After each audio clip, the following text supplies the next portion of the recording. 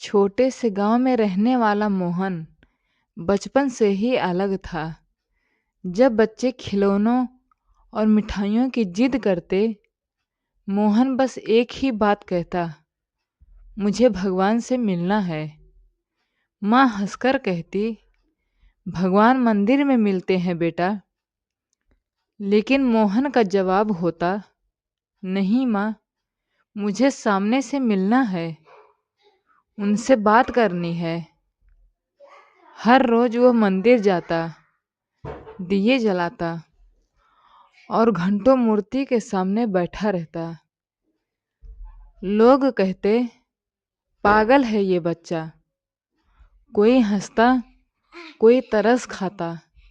एक दिन मोहन ने ठान लिया, जब तक भगवान नहीं मिलेंगे कुछ नहीं खाऊंगा। 3 दिन बीत गए, कमजोर शरीर, सूखे होंठ, लेकिन आंखों में वही जिद। तीसरी रात भूख और थकान से वो मंदिर में ही बेहोश हो गया। सुबह जब आंख खुली तो सामने एक बूढ़ा साधु बैठा था। फटे कपड़े, थका चेहरा। साधु ने पूछा, बेटा, यहाँ क्यों सो रहा है? मोहन रो पड़ा, मैं भगवान से मिलने आया हूँ। सब कहते हैं वो हैं, पर मुझे दिखते क्यों नहीं? साधु मुस्कुराया और बोला, अगर भगवान मिल जाएं तो क्या करोगे? मोहन बोला, पूछूंगा, मेरे पापा क्यों चले गए? माँ हर रात क्यों रोती है? और दुनिया इतनी बेरहम क्यों है? साधु की आंखों से आंसू बह निकले। उन्होंने मोहन को गले लगाया और कहा, बेटा, भगवान सामने नहीं आते, वो किसी भूखे को रोटी बनकर मिलते हैं, किसी रोते को सहारा बनकर और किसी मासूम बच्चे में सवाल बनकर। इतना कहकर साधु उठे और भीड़ में कहीं खो गए। मोहन बहुत देर तक वहीं बैठा रहा।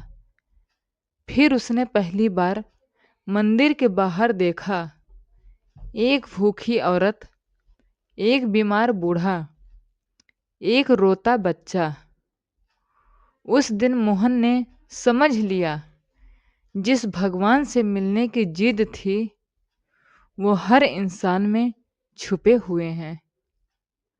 और उस दिन के बाद मोहन ने भगवान को ढूंढना छोड़ दिया और इंसान बनना शुरू कर दिया। मोहन अब मंदिर कम जाता था, लेकिन इंसानों के बीच ज़्यादा रहने लगा था।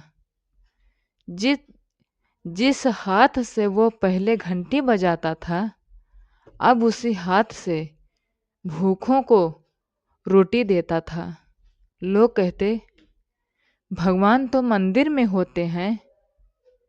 मोहन मुस्कुराकर जवाब देता, हाँ, लेकिन मिलते इंसान में हैं। एक दिन गांव में भयानक सूखा पड़ा। खेत सूख गए, घर खाली हो गए और लोगों की आस्था भी डगमगाने लगी। मंदिर में भीड़ लगी थी। कोई मन्नत मांग रहा था, कोई शिकायत कर रहा था। मोहन चुपचाप बाहर खड़ा था। उसी समय एक आदमी चीख पड़ा, अगर भगवान होते तो हमारे बच्चों को भूखा क्यों रखते? भीड़ में सन्नाटा छा गया। मोहन आगे बढ़ा और बोला,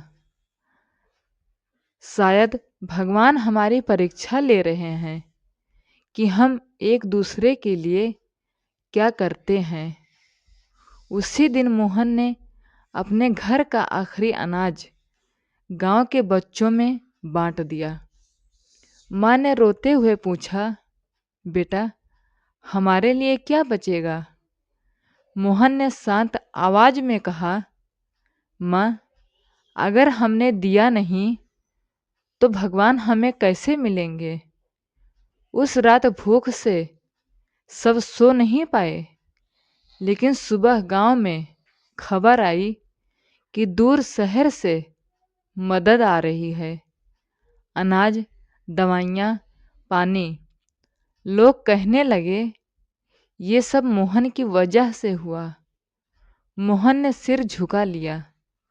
वो जानता था भगवान ने फिर सामने आकर दर्शन नहीं दिए, लेकिन किसी न किसी का हाथ जरूर बनकर आए। और मोहन की जिद अब बदल चुकी थी। अब उसे भगवान से मिलना नहीं था, उन्हें दुनिया में जिंदा रखना था। समय बीत गया।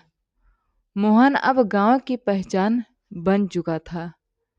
जहां दर्द होता, लोग कहते, मोहन को बुलाओ।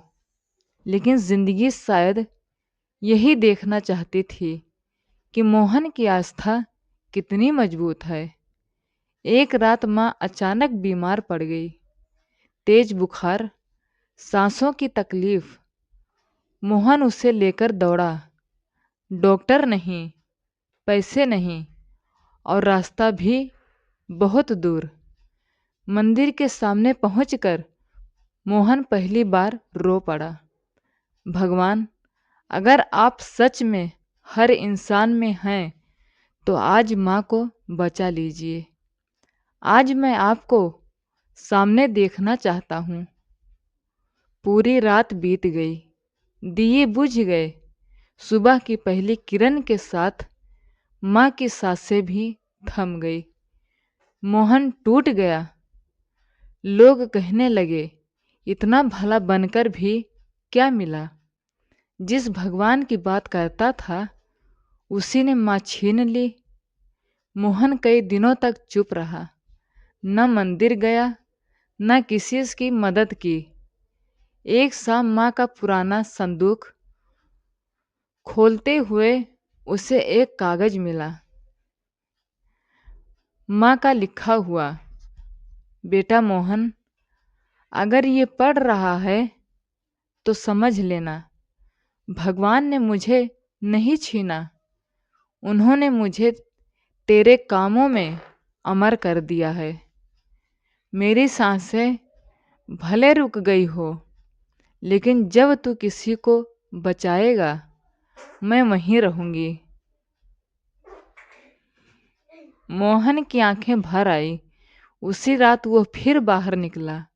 एक बीमार बच्चे को गोद में उठाया, एक बूढ़े को सहारा दिया। मोहन बुदबुदाया, माँ, आज भी भगवान नहीं दिखे, लेकिन आपकी आवाज़ सुनाई दी। और उस दिन मोहन ने समझ लिया, भगवान से मिलने की जिद में जो सबसे कीमती चीज खोई जाती है, वो विश्वास नहीं, वो अहंकार होता है।